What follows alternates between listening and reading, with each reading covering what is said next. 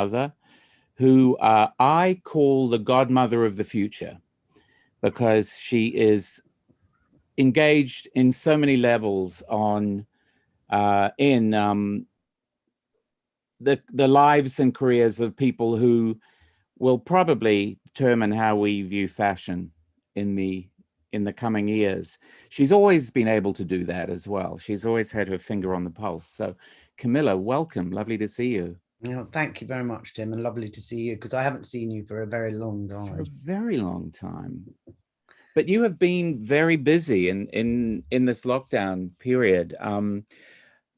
There's a few things we have to talk about today. I guess we should start with your new agency, which is called Fire. And bearing in mind that your old agency, CLM, managed the careers of people like Juergen and Tim Walker and Katie Grand and people that we know extremely well. Can you tell us exactly what Fire is? Because it feels to me like it's the new version of CLM. I don't think Fire is the new version of CLM. Actually, CLM is CLM, and it stands on its own and is doing really well under Thu and Nick, which I'm delighted for. But Fire really was born out of COVID. I actually hadn't got it when I left CLM. It was not my plan to start another agency at all in any way, shape, or form. And I had been very happy. I'd done, during lockdown, I'd done Cocktails with Camilla, with Katie, and Love magazine, and I really enjoyed doing that.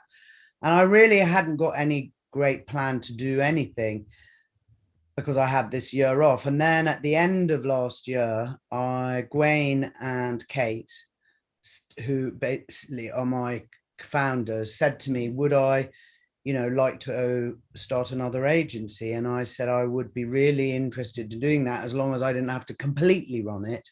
And so we brought Angèle on board, so we're all there. And if I was going to be really honest, it feels like it's going back to when I first started in 1984. It's very small.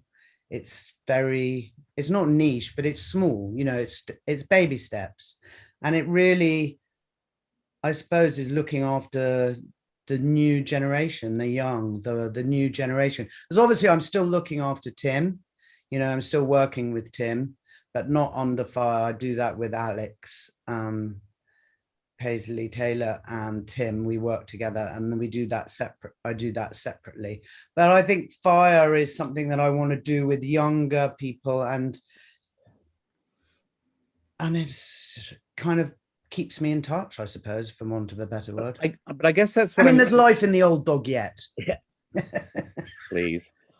I guess that's what I mean about when I say CLM, I mean in the sense that you are identifying new talent, fostering new talent. Oh, I'm trying to find the right glasses to focus. Maybe these ones are better. Maybe you could get your eyes lasered. No, I can't, apparently. Oh. I'm not available for that procedure. No, I mean, you're identifying new talent and fostering new talent. I mean, when you started working with people like Juergen, for example, they weren't. Oh, yeah, no. Juergen was totally established. Oh, he was? Oh, no. Yeah, I can't take the credit for that. Basically, Katie Baggett had looked after that's right, Juergen all those years. And then she, obviously, she died. And basically, Juergen came to me after that, but so I can't take that credit at all in any way. Well, I mean, there is something. But I loved working with him. Yeah, there is something in the past, in your past, which has identified and promoted a very particular kind of talent, and it feels to me that this is what Fire is intending to do now. And that's, I mean, I'd love to know how you plan to do that, how you plan to identify the people who you think will shape the way we see fashion in the future. Gosh, I mean, I I'm doing quite a lot of things. I mean, not a lot of things. I'm basically working with Central St Martins on their fashion program and on the fashion and the communications, which is again young people. And then I'm also on the board of trustees for Sarahband. I'm chairman of the board, and I felt they kind of segue quite well together. And then maybe if there's people that I meet through that, and I think that they would be right to join fire along with the rest of the team. And then also I think it's just meeting people, isn't it? And I think what I really enjoy is I like the enthusiasm of young people when you meet them, and their enthusiasm. And even if it's something that, even if they're not a photographer or they're not a stylist or they're not a set designer, maybe they're doing something. And if I feel that I can open a door for them and help nurture their talent, then that's what I will do. That's what we'll do at Fire. That's really basically it, I think. Does that make sense? Does that make sense? It makes sense, and it really kind of focuses the challenge for you, because the world is so different from the world that you were originally launching your talents into. You're young, the people that you were working as an agent for, because the whole media landscape has changed so dramatically. And once upon a time, it was, I would imagine, maybe a simpler case of placing people in magazines, placing people with brands. And now it's a whole other world. So how do you see the challenges now? I mean, they have changed a lot, especially in the last kind of month or so. I don't know, maybe I suppose there's what do you call it? What's that thing that I really loathe more than anything else in the world? Instagram. I think a lot of creatives find photographers off Instagram now. So maybe people have to start using Instagram in a different way. Maybe they need to kind of create stories on Instagram rather than just shoot individual things. I don't know. I'm a total Luddite where social media and digital and everything, but I think there's a lot of opportunities, and I think that the younger people can basically show me possibly ways that they can do things that I had never thought of, and that I'm actually looking forward to. I'm actually looking forward to learning, to be honest, Tim, and possibly finding new corridors or new opportunities for them to do. And you learn about that every day. But do you think their expectations have changed? If you look at somebody like Juergen or Tim, and what they wanted you to do for them, what they would expect you to do for them, do you think that the expectations of the new people that you're working with have changed? That, as you said, they are much more familiar with the environment and how different the opportunities are. And so they will be looking to you for what kind of guidance or help? I think I'm a door opener. That's what I've always considered myself to be. I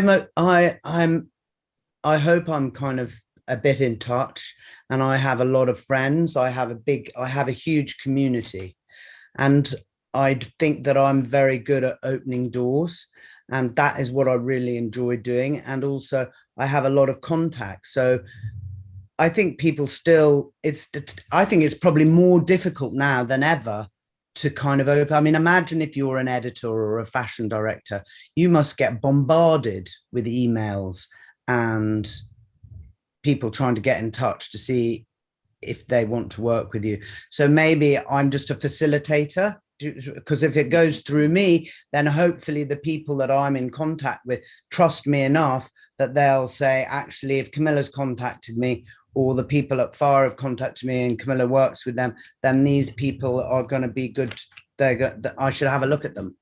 Well, as we've just seen, though, in the past week, editors are in the same boat that everybody else is in, whereas where nothing is certain any longer, that the sands are shifting.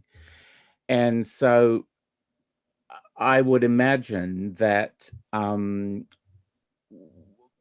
you have any kind of concept of what the landscape will be, of what kind of world the young people that you're working with are going to be stepping out into? It is so different now. It isn't that sort of vogue fantasy, that aspirational excuse me, this is where I want to be in vogue, you know. That the very idea of vogue has changed completely. So what is the new world for new talents? That's a very difficult question to answer. I'd quite like to bounce that question back to you. What do you think is the new? I think when you hear, there's still lots of it, you know, there are still great editors out there. There are still great editors to work with, you know, who still have a job. There are still great stylists out there with a point of view. There is still some, you know, there are still magazines out there. I think there's probably, maybe people have to maybe self-publish a little bit more, you know. Maybe they need to do little zines. I don't say little. Maybe people don't have to do as much work as they did. I mean, when I first started, if you did a bum job, you know what I mean, if it was a really not a great job, it went into a magazine, and most magazines at the end of the day only have a certain amount of lifetime, and then they end up in a dentist's waiting room, don't they?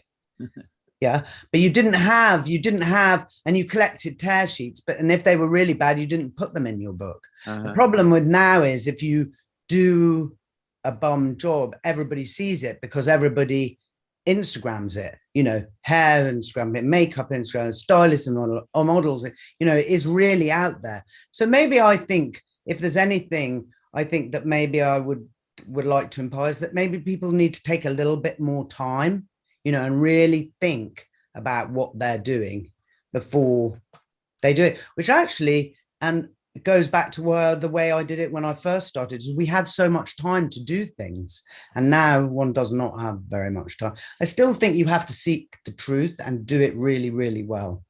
But it's kind of intriguing to me that what I'm hearing so much is, I'm hearing so much talk about the pivot from print to video, for example, or from print to from digital. I guess it's video. And as a magazine addict of many decades standing, it's an interesting thing to me to think that there's people who imagine that I will put down the object in my hand and imbibe my fashion, you know, my love of fashion through video, which to me is, I mean, I'm perfectly happy to have every single experience bombarding me the whole time, but it just changes when, you know, when there's an emphasis on, say, storytelling, which there has been for a few years now, the importance of narrative. I think the narrative in print and the narrative in video, in filmmaking, they're quite different things. So when you're working with young people who or new talents who can move very effectively in this new landscape,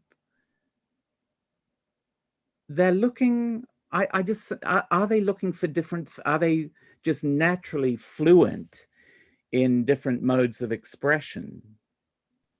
Some of them. I'm curious about that. I think some of them are, but I mean, my opinion sometimes is that not all photographers can do film, and not all film people can do stills. Mm-hmm. So to me, it just seemed, and it was a conversation I had with Amanda Harlick the other day when we were talking on Central St. Martin's.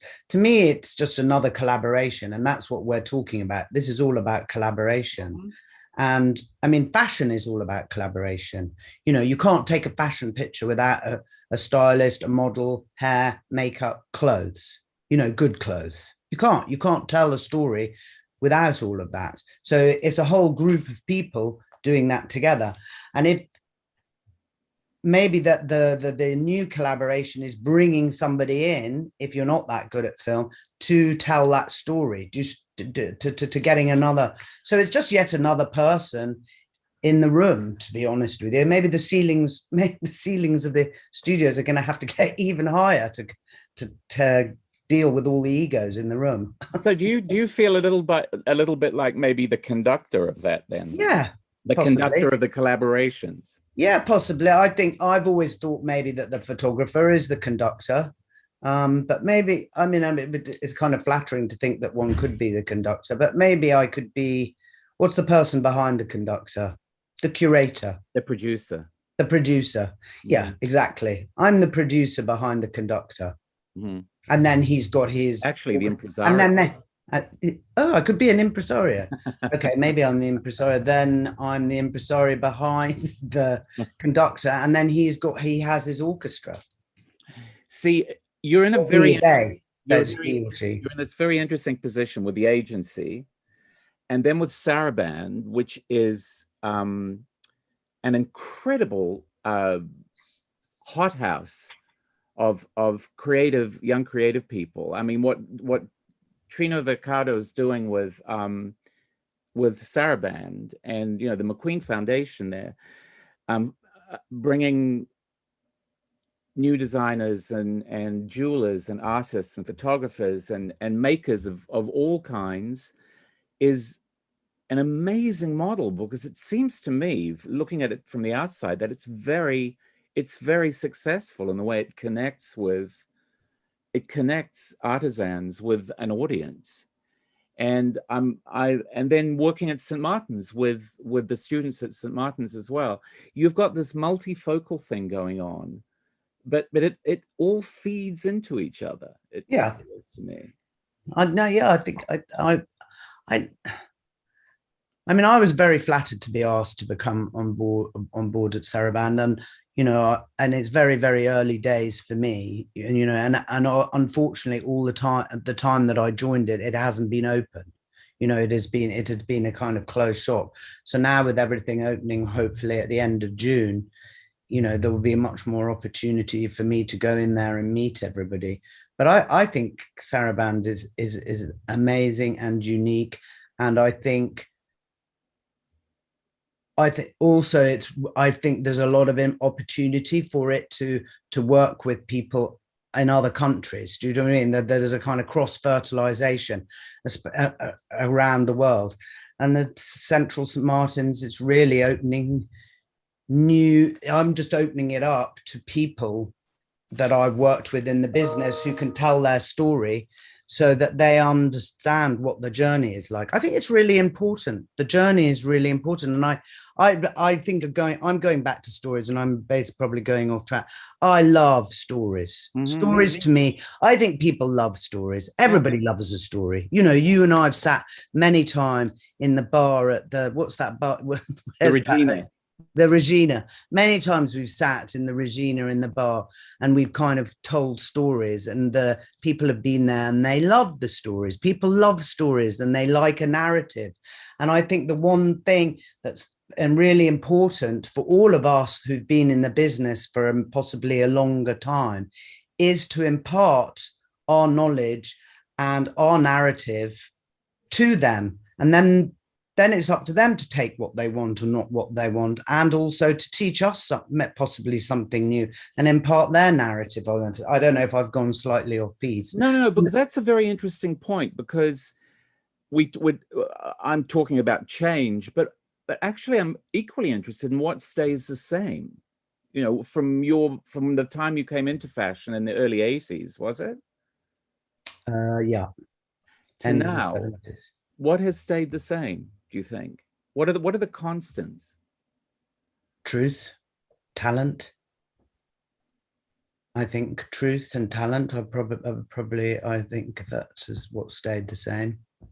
I think that's really, I mean, a lot of it has changed, but I think you can always tell a talented person. Hopefully one can always tell, don't you? It's a bit like it's a bit like knowing when you meet somebody. You know that somehow it's an amazing moment. You know from that moment that you meet them that somehow you can help them. I mean, I'm not a photographer, I'm not a stylist, I'm not a creative director or any of those things, or a journalist, but I'm a door opener, and I can impart and help them see things possibly, you know, in a better way, so that it helps them when they walk through that door. Am I not answering the question? No, You must that's tell me. answers the question, because it also makes me wonder what are you looking for?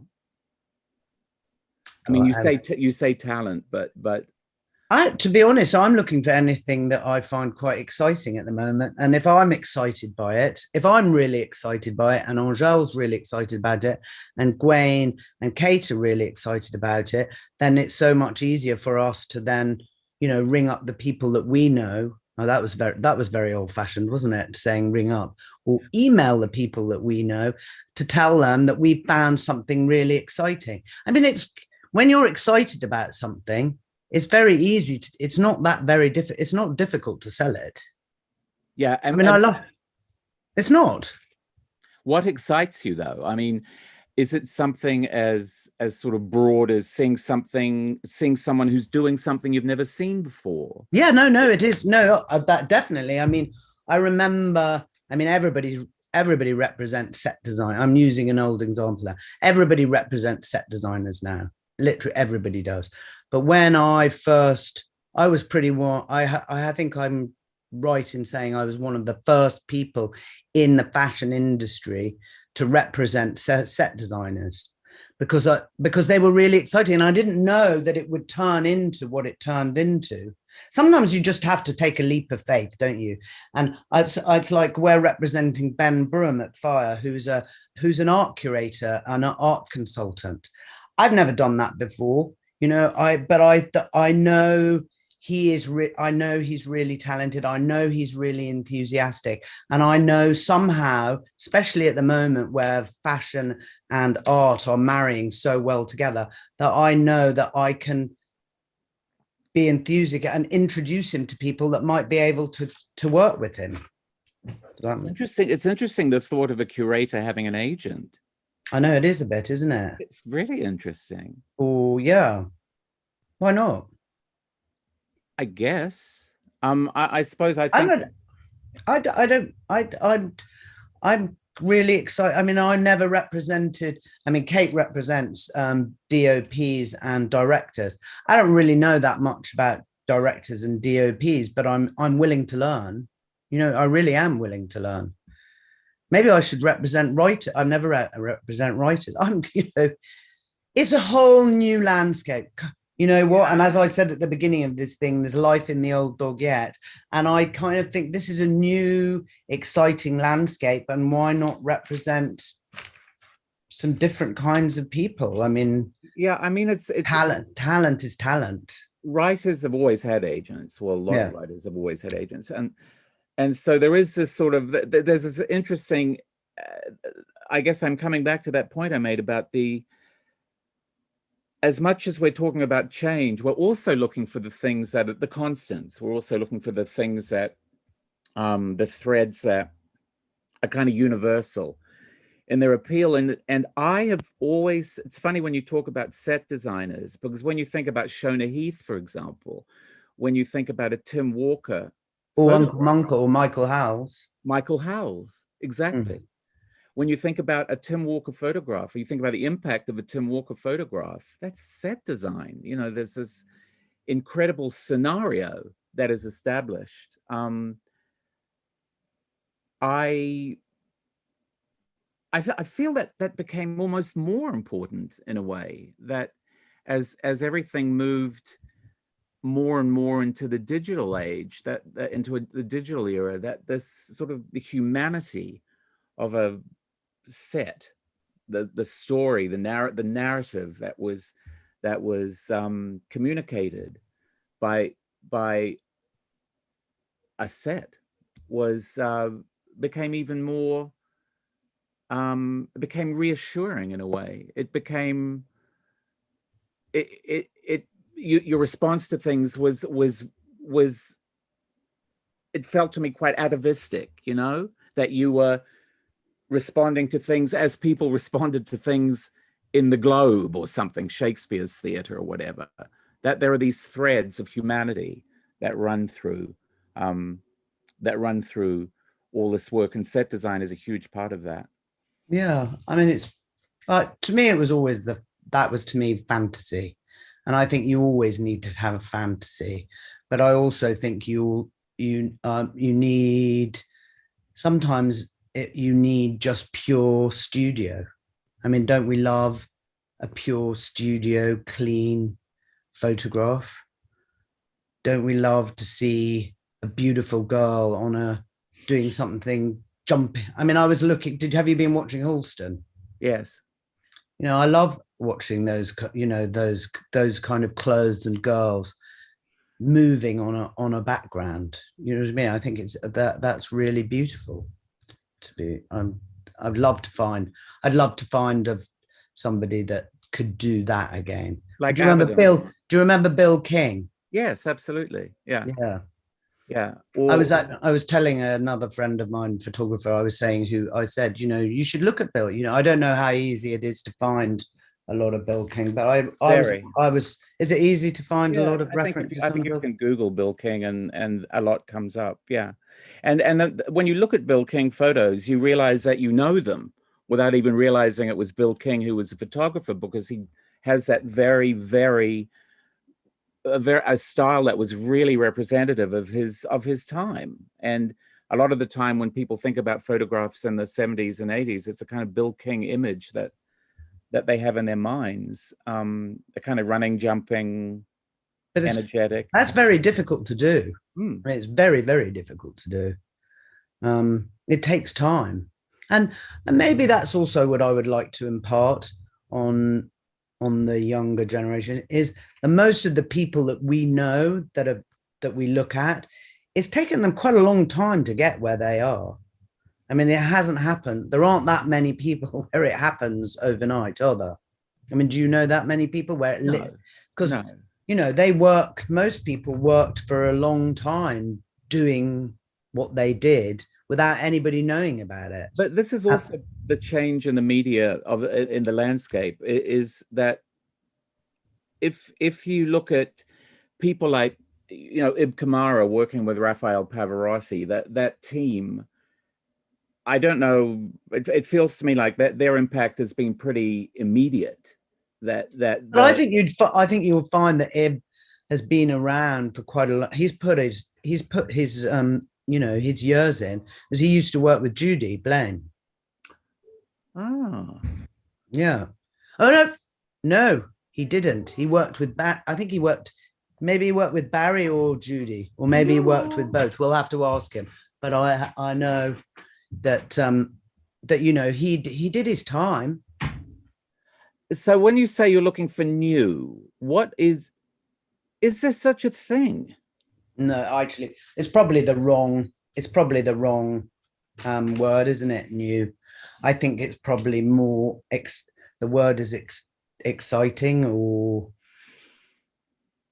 something that kind of, or I think new possibly is only if I don't really know about it. But no, I think it's probably exciting. I think the word is exciting, actually. Well, when you mention Bill King, you think of something that's quite life affirming. Yeah. You know, that his photos were really, really life affirming, really, and Avedon and you know, that I wonder how what the challenge is now to capture that kind of, that energy and that joy. Do you think the challenge is harder now? Do you think that the environment in which we're all, especially after coming out, as we moving into, you know, halfway through this year and the year we just had, we were talking about the anxiety and the uncertainty that is weighing. I think it's very hard now. I think it's very hard for the younger I mean, actually, that's unfair. I think this year's been very, very hard for this last year's been very hard for everybody. And because I think that we've been all alone in our room a little bit, I think possibly, I mean, I'm not saying this, Deb, possibly, maybe people have to find their sense of humor again. I feel we're all quite serious. And I think we've got to find the humor in this situation. And it's not very easy to find the humor in this situation, isn't it? When you're bombarded every day with all the things that are going on around the world. And obviously that's a different conversation, but we are bombarded by quite negative things all the time. And so therefore, in that kind of environment, it's quite difficult to find sense of humor, but I think it's very, very important to find humor again, and to find beauty, and to find beauty, because it makes you feel better.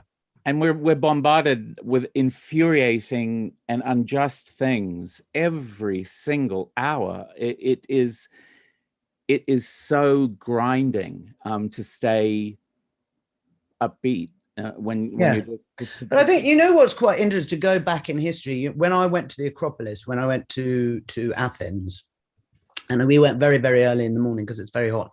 And I always get one of those people that take you around. And they were giving us a lesson about a thing. And the theatre in the Acropolis is next door to the hospital. So the Greeks and the Romans knew that theatre and art and beauty and humour are really important when there's illness. And the door of the theatre, they used to leave it open so that the people in the hospital could hear everybody laughing and being entertained. And actually, it had a life-affirming effect on them.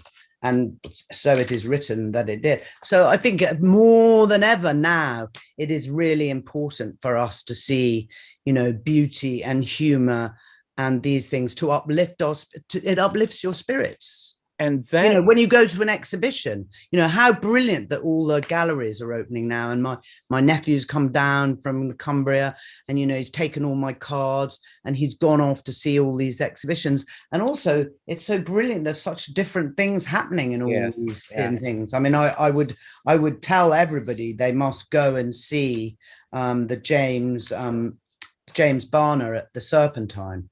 It's great. I mean, the man's 92 years old.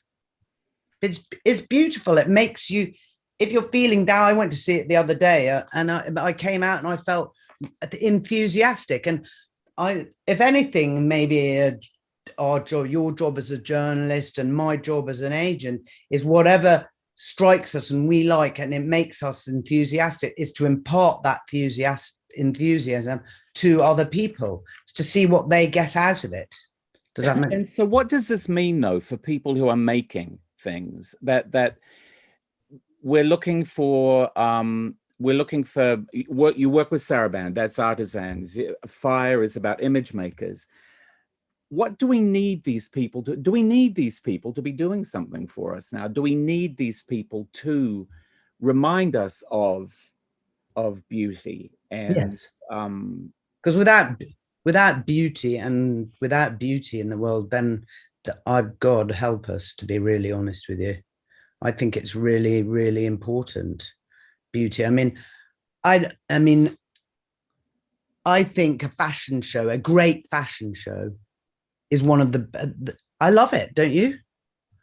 Yeah, but I've also really enjoyed people coming up with creative alternatives to fashion shows over the past. I think that's a whole other way of looking at fashion that has become very inspiring, I think. Yeah. And as an agent, when you're looking at these films that people like Dries Van Noten or John Galliano are making, you begin to see, wow, there's opportunities. And I think they're seeing the opportunities as well. So yeah, the whole notion of storytelling, I think, the uplift of a story, the inspiration and also the kind of, not educational, but I guess it is educational in a way, that there are lessons in stories that we can take away that can inform our lives, and that's something I'm looking forward to seeing in. I really am, and that's why I didn't want to retire, or whatever the word. I mean, everybody, if one more person asked me if I was going to retire, even before I thought I was going to do something with fire or what I'm doing with Tim, I was like, no, I'm not retiring. You know what I mean? I'm just taking a beat here. I was supposed to be going on a gap year. I was supposed to be traveling. I thought that was going to kind of fill me, that would inspire me, and I'd come back with some other ideas. But I don't want to retire yet. I really do want to I do want to see new opportunities and help impart those new opportunities with either the people that introduce me to them, or the people, or to us. So do you kind of see it as a calling then? You were going to go on a gap year, but you thought, no, hang on, I'm going to stay here. And... No, I didn't get very far on the gap year. I got to India. I went to India, which again, that was very inspiring. I went to Jaipur, and then I literally made it back 24 hours before the lockdown. And then I was here all of lockdown. But no, I'm asking you if you felt that what you thought that what you do is necessary to actually what you do provides a kind of service at a time when people are. Well, I am in service. Yes. I mean, we're all in. I mean, I've never thought otherwise, that I am in the service industry. Being an agent is in the service. All this is in the service industry, isn't it? To your clients, or to the people that your clients entertain? To both. I mean, you've still got it's like being in. It's this. I think it is, isn't it? It's like theatre. Is theatre service industry? Yeah. Music is service industry. Yeah, I think, but then are writers a service industry? Well, is the arts service industry? Yeah, if you think about what art is, that art is a form of universal communication, that artists in exploring their own creativity are looking to create links with the rest of the world. That's great. Art speaks to people, and artists are not even great art. Art speaks to people, and so artists, the people who make the art, speak to people. And then an agent representing the artist who makes the art is like you said, the facilitator, I guess. Yeah, I'm a facilitator. Yeah. You feel, and what kind of responsibility do you feel with a role like that?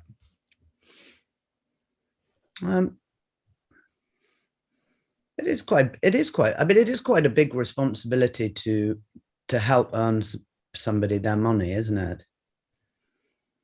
I mean, it's quite a big responsibility to earn people their money, and to be in charge of earning them a certain amount of money, and getting them paid and paying them. That is, I don't think you can underestimate that. And that goes back to talking about collaboration.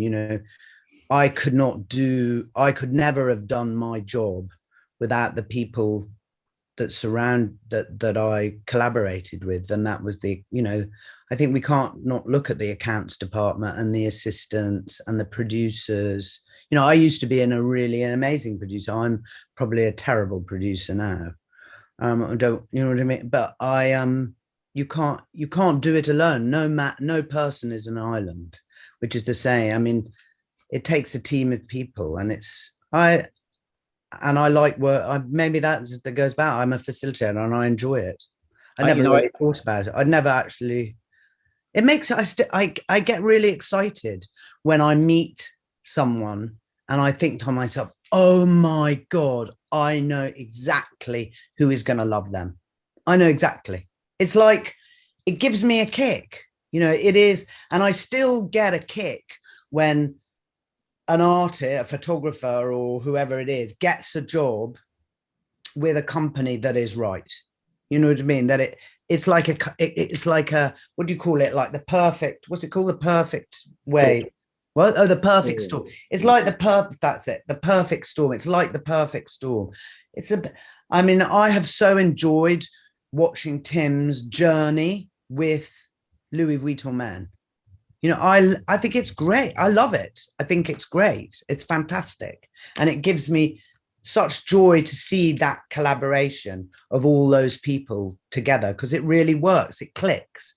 And it's so exciting when, you know, even for somebody that's much newer in their career, when you think to yourself, oh my God, I know who is going to like this.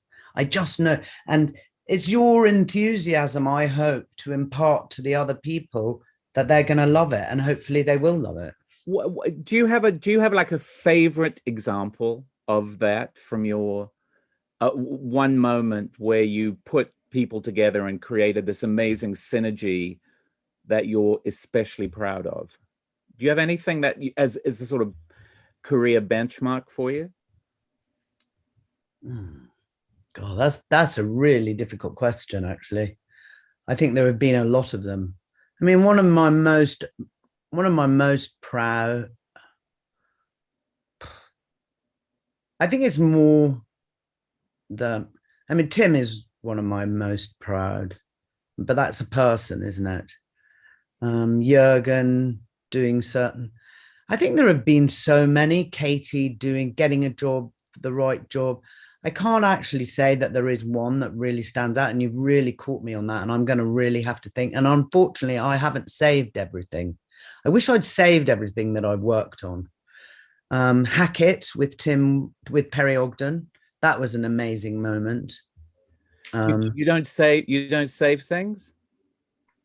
I didn't. Why did I not save things? Why did you not save things? I mean, I don't know why I didn't think, because I didn't think that I would be doing this for 35 years. Mm-hmm. I don't know why I didn't save things. I do now. I didn't save things. It's kind of strange. And why didn't we? I've saved clothes. I did save clothes. A bit of them, not a lot. But now my girls take them all. And love you for it. Do you feel, I mean, it's funny, why didn't we save things? Why did we have this? Because I didn't have enough space. And also slightly cavalier attitude to what, I don't know. It's that interesting thing about people being archivally inclined. You know, I always love the story about David Bowie had his school uniforms from the time he was about 5 years old. He kept everything he ever touched.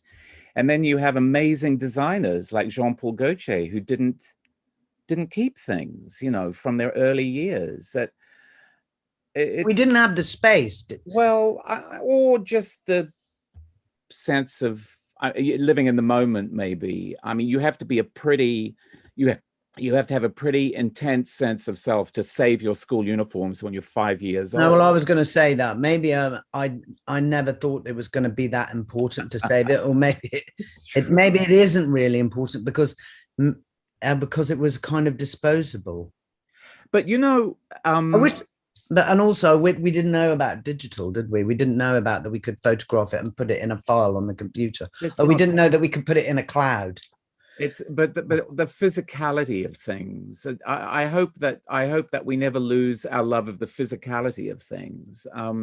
It feels to me that that's something that might come out of the experience that we've all just had. That touch. Oh, I think touch. Don't you think touch is so important? Yeah, I think it's going to be more important because we haven't touched for 15 months, and the whole. I mean, there's nothing better, really, is there? Than, I mean, this is coming from my bet. When you have a book which is just prints, and you show it to somebody, and you can see the pleasure that they're getting. Yes. Even if they don't work with the person, that really doesn't matter. But you see the pleasure they get from that touch of looking at the print and, you know, and enjoying the story. You know what I mean? Because you put a book to get, you know, prints together in a way so that it makes sense, so that it tells a story. And there's a permanence too. And you can go back and reflect. I called you a godmother, but do you feel sort of like a den mother, or do you feel is that your relationship with your clients as well, that you feel sort of maternal about them, that you're encouraging them, you're sending them out into the world, you're setting them on the right path. I mean, have you felt that way about what it is that you do? Have you ever felt that way? Yeah, I think I've always felt a bit maternal. I was talking about it again with somebody the other day. I mean, one of the sad things about sometimes being an agent is that it's like you're maybe it's like you're the plant that the butterfly, you know what I mean, that the caterpillar goes on. I mean, I'm sorry to talk in analogy, but I always like talking in it's one of my terrible habits is to talk in analogy. But it's a bit like they kind of land on you and kind of feed off you, and then they emerge as this beautiful butterfly, and they have to kind of go. But it's the same as having children, isn't it? You know, you bring your children up and then you impart the knowledge that you have so that they kind of grow up and fly away. And there is a lot of sadness in that, and sometimes they fly away and they don't want to be with you anymore, and that's just life, isn't it? Do you know what I mean? And it's happened to me so many times.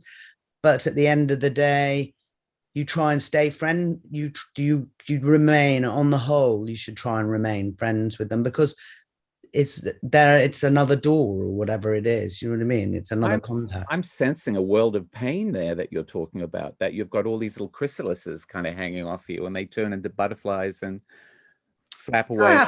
To be honest with you, some of this journey over the 35 years has been incredibly painful.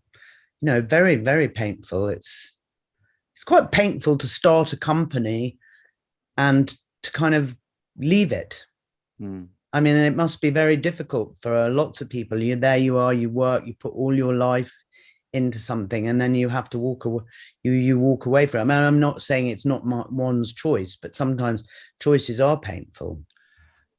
But do you feel you're in a new world now, though? Do you feel that all of that is behind you, and that actually what you're called upon to do now is different from what you've been doing? Yeah, I think definitely. I see myself much more as a kind of as a mentor, because I think it's really important that more young people come into it, and I would mentor them. And really my job at Central St. Martin's, and not so much my job at Sarahband, but definitely my job at Fire, is to be a mentor, and is to help, you know, help them solve problems or open doors or whatever it is. Yeah. I might have asked you this already, but I'm curious to know what you think it is that they want now. What are they looking for? I think they want to make money, don't they? They want to make money. Yeah, but more than that, I'm looking for something a little more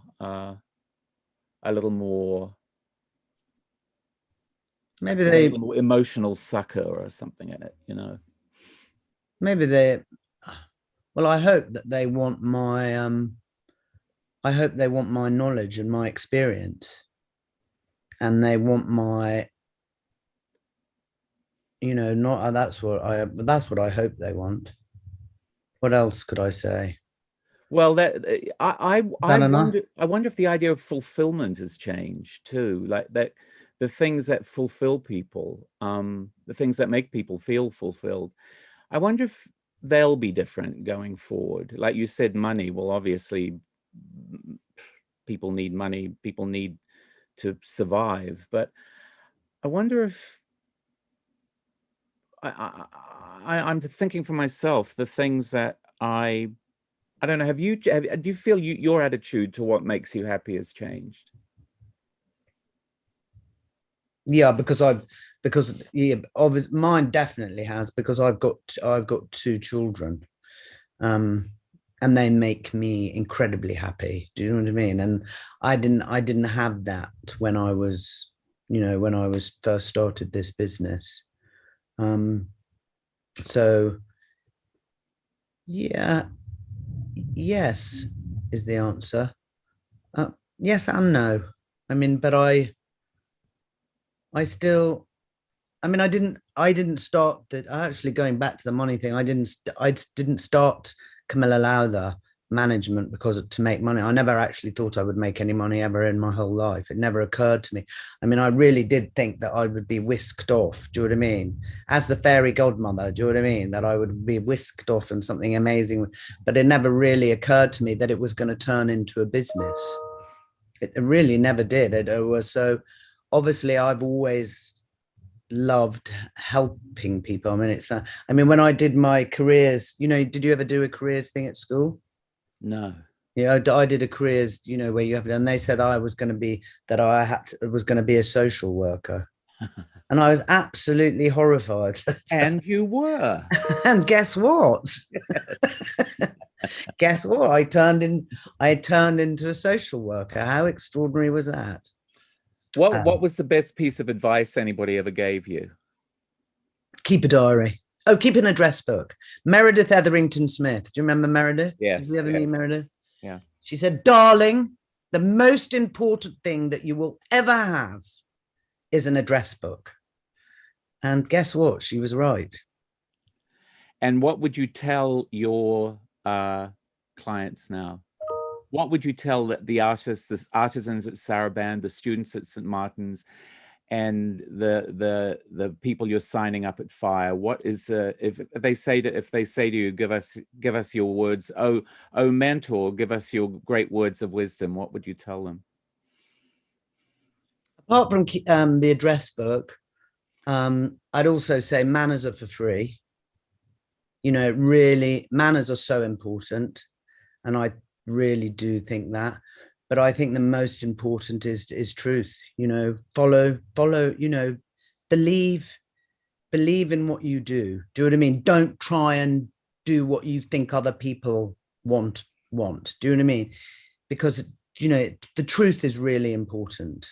You know, just even if it takes longer to get there, if you really believe in it, then other people will believe in it. But I think, truth, I think.